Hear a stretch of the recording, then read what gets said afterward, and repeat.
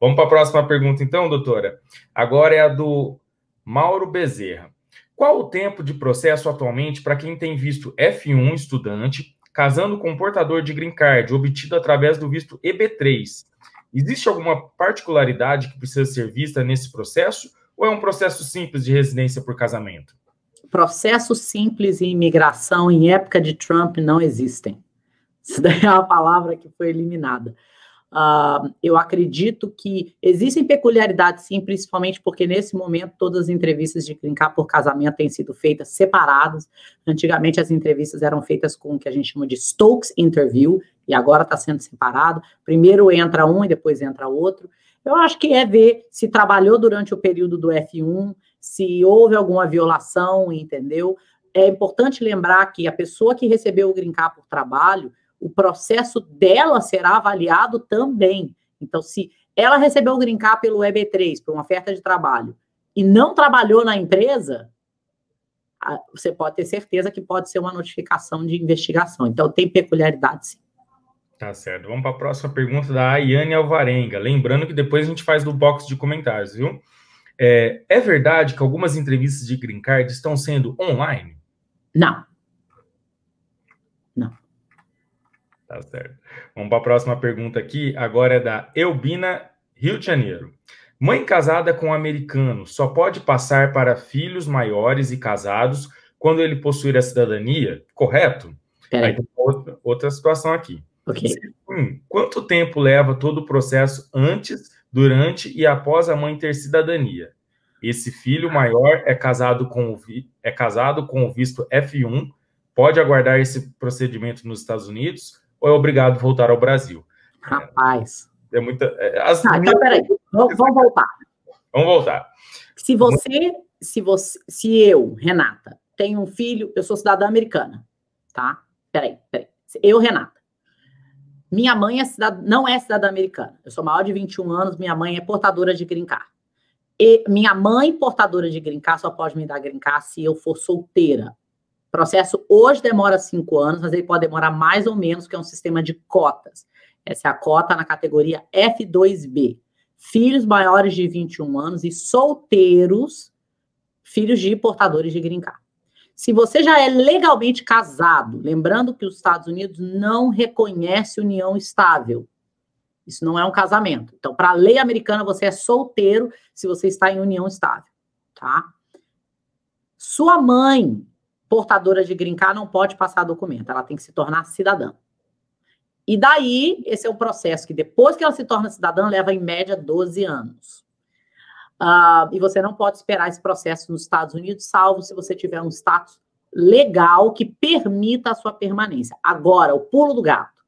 Se você está nos Estados Unidos, você é maior de 21 anos, você é casado, e você está fora de status, e a sua mãe ou pai tem green card, você pode receber um green card por uma oferta de trabalho, usando o seu pai ou sua mãe como base para um perdão, aí esse processo demora em média 2 anos e meio a 3 anos. Então, não estou falando para você ficar fora de status, mas é que se você já estiver, você tem uma possibilidade. Tá certo. Lembrando, pessoal, que caso você queira passar algum caso específico, né, os contatos da doutora estão na descrição, beleza? Vamos para a próxima pergunta, é o Romário Estevão.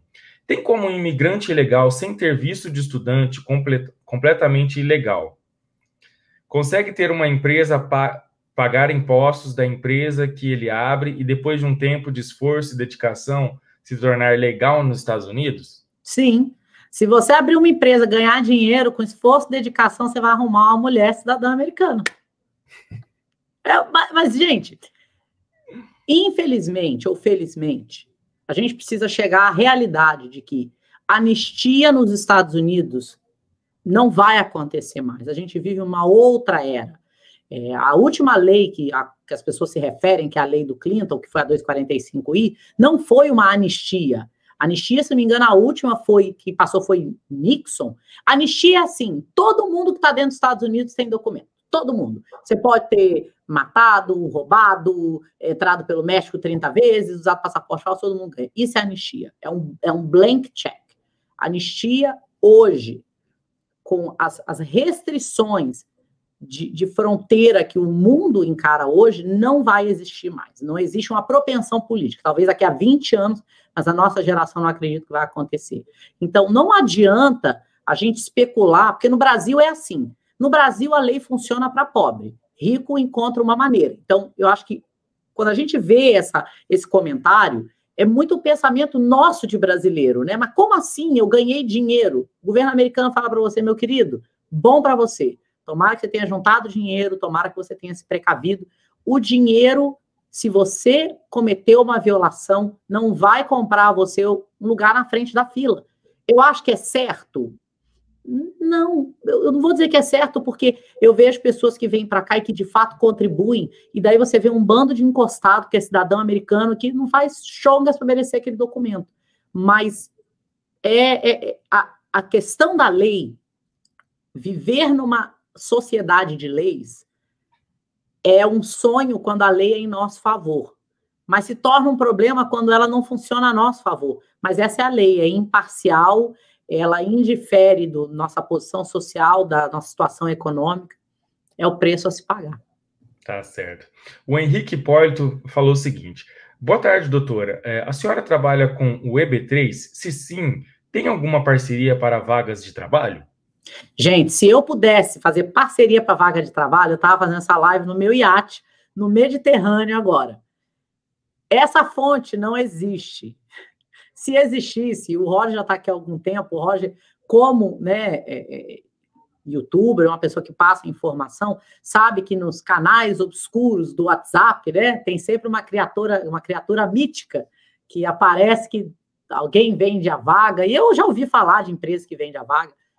Isso é uma prática ilegal. O Department of Labor tem uma diretriz, que é o Ministério do Trabalho americano, isso é cabível de cadeia. Então, não existe parceria. Existe, sim, um empregador consciente que quer ajudar, né? Na maioria das vezes, ou que tem necessidade. Por exemplo, hoje, meu escritório faz muito processo de EB3. A maioria das empresas que pleiteiam EB3 são empresas de granito, tem muita dificuldade em arrumar empregado, empresa de eletricidade. Esse ano, nos últimos 12 meses, eu ganhei 2 processos de Labor Certification para assistente de veterinários, só que a pessoa que vai receber um green card é um veterinário formado no Brasil, né? Então, esse é o caminho. Tá certo, beleza. A próxima pergunta aqui é do Vitor Brogini.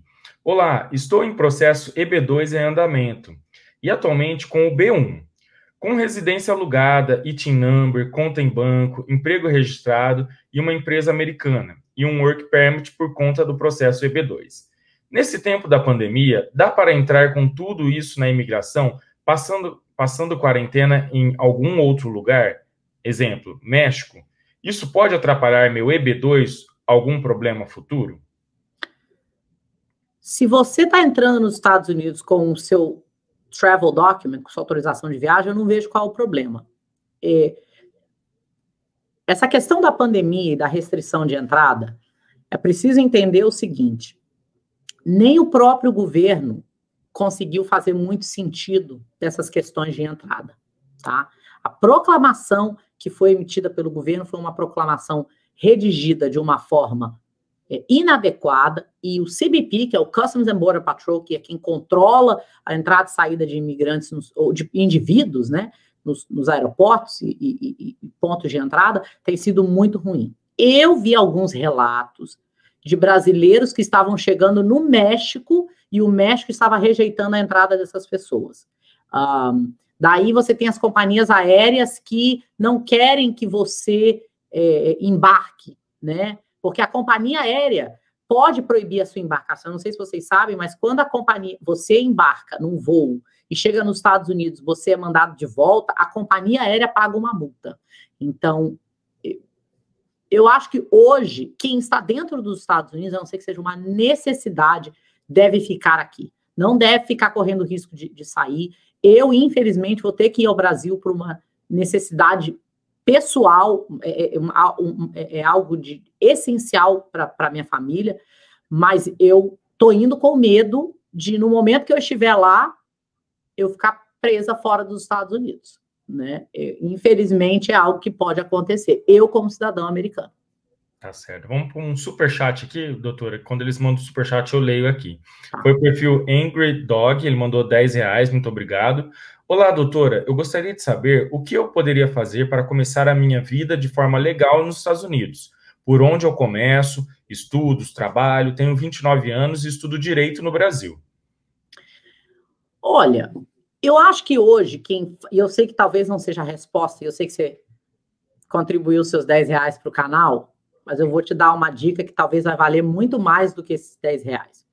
Começar a vida nos Estados Unidos hoje, para quem não tem um caminho direto para morar nos Estados Unidos legalmente, eu acho que se eu hoje tivesse que começar a minha vida do zero e eu não tivesse um namorado ou uma namorada ou uma oferta de trabalho já documentada, né, já garantida, eu iria para outro país. Eu procuraria um país hoje que tenha uma política imigratória um pouco mais aberta do que os Estados Unidos. Eu vejo muita gente vir para cá com visto F1, né, que é um primeiro passo, e Angry Dog, você pode vir com visto F1, mas você não pode trabalhar, e depois que você está aqui, 1 ano, 2 anos, você não vai querer ir embora, você não vai querer voltar para o Brasil mais, porque acostumar com coisa boa é fácil, e isso se torna um problema, porque você chega um momento, você está construindo um castelo de cartas. Eu não estou falando isso para desestimular, mas é para falar a realidade de como é a vida do imigrante aqui.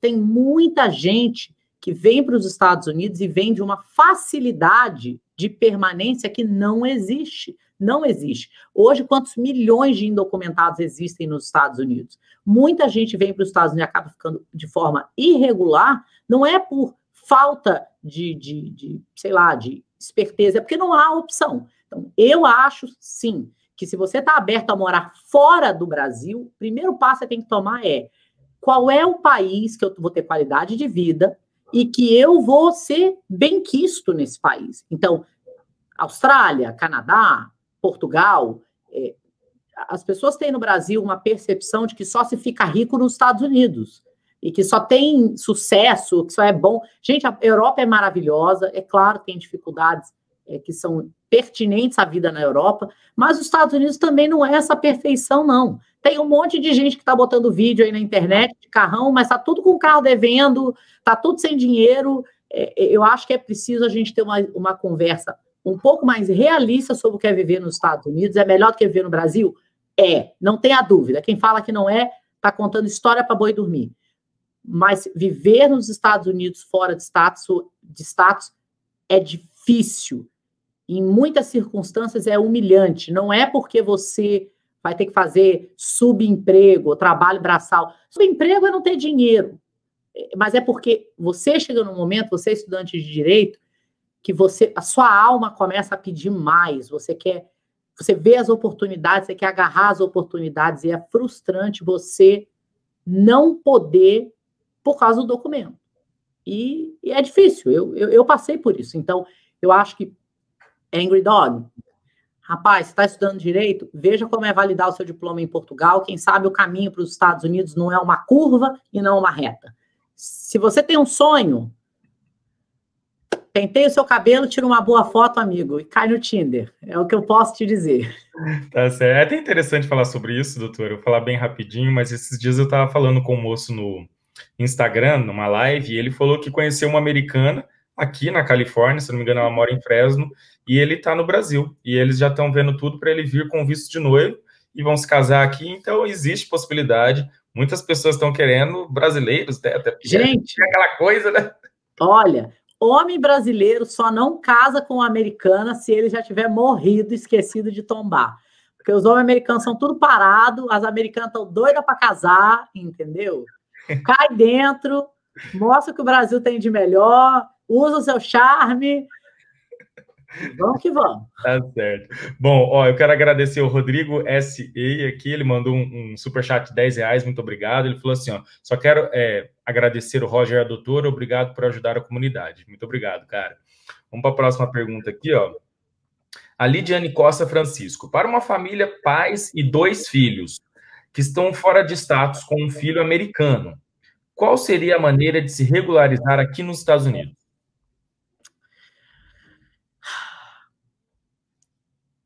Filho cidadão americano só passa benefício para pais quando ele completa 21 anos.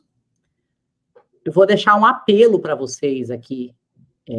Eu só quero falar uma coisa que eu quero muito responder essa pergunta do Blairo Pacola. Então, por favor, não me deixe esquecer. Existe esse mito, né, de que meu filho é cidadão americano, eu não posso ser tirado dos Estados Unidos. Ó, tira você, tira cachorro, tira o americano, vai todo mundo no mesmo avião. Essa história, isso é um mito de absolutismo que não existe. Infelizmente, o que você vai ter que fazer é, os seus filhos que são mais velhos, se forem mais velhos do que o cidadão americano, né, eles vão ficar fora de status e você vai ter que esperar a sua situação se resolver. Uma informação importante que você não deixou é a idade do seu filho, de americano. Uma coisa eu quero dizer aqui é que muita gente vem do Brasil para cá, tem sempre um primo, um tio que está estourando de ganhar dinheiro, ele fala, não, vem para cá que eu te ajudo aqui, tem um emprego para você aqui na minha companhia. Aí chega aqui, o cara trabalha ganhando $20 na semana, é humilhado, é maltratado. Quem não teve essa história aqui? Levanta a mão. Nós tivemos, não é vergonha não, olha. Por que eu falo isso? Um dos vistos que é pouco explorado é o visto para vítimas de tráfico humano.